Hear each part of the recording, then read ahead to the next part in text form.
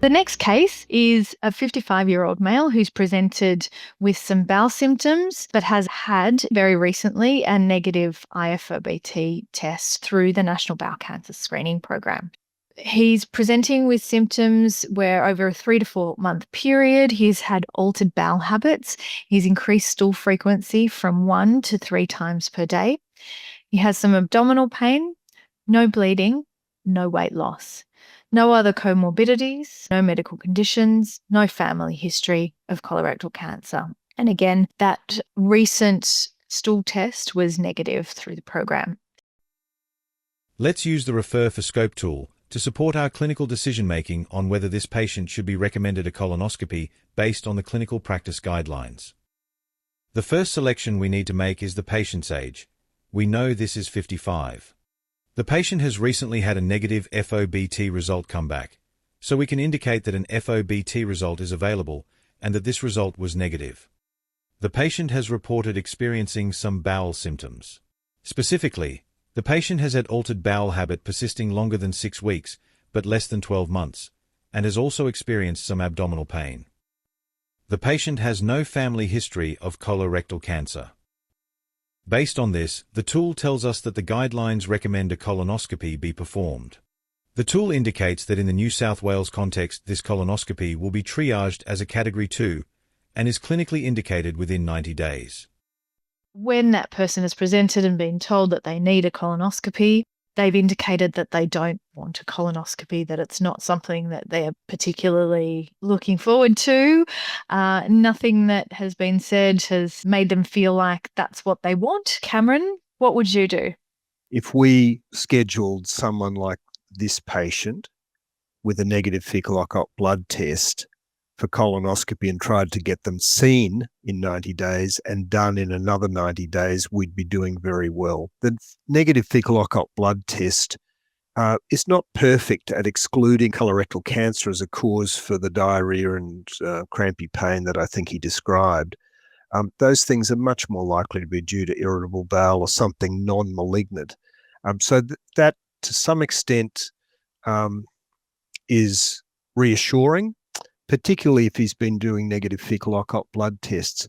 But I just point out that for people with abdominal symptoms, colonoscopy is not the only investigation. They can have stool analysis if there's a suspicion in a fellow with diarrhea and abdominal pain.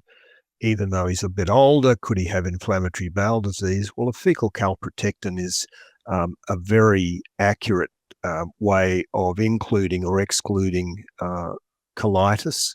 And there are plenty of other things that can cause diarrhea. Colonoscopy for people who have pain only without any other abdominal symptoms, it is almost useless. A CT abdo-pelvis would be much more appropriate. Colonoscopy will never find a reason for abdominal pain without an altered bowel habit or rectal bleeding or weight loss or anemia. It just won't. If there is a real concern about excluding colorectal cancer, then a CT colonography might be something that this patient would agree to. It won't find small polyps, but it'll find big polyps or an obstructing cancer. Some patients like that option, but they need to know what they're getting in for. They need to have a bowel prep, and they won't be sedated, and they will have air pumped in through their rectum. Some of them don't like that. So they might change GP if you corral them in that direction. But it's in the setting of excluding colorectal cancer as a cause for symptoms, it's much more on the table than just straight CT.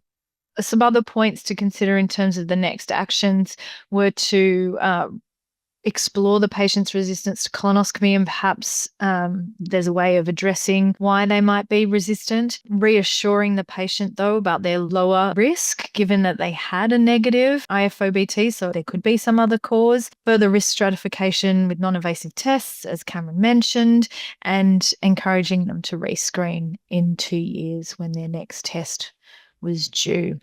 That's incredibly important, that the reminder to at least do something about their colorectal cancer risk. It's almost a separate question, Eleonora, to why have they got their symptoms. So most people with this kind of symptomatology won't have a big polyp or a cancer, but nevertheless, they need to be doing something if they won't have a colonoscopy to reduce their risk of dying from colorectal cancer. And so at the very least, they should have another fecal occult blood test in 2 years. Can he rescreen by iFOBT after 1 year instead of waiting for 2 years? Anyone can do a private fecal occult blood test. I don't think the bowel cancer screening program will send him another free kit 1 year after one of theirs. But he could certainly do that. If he's worried, as Eleonora pointed out, he must at the very least do another screen in 2 years. He must keep up to date with his screening.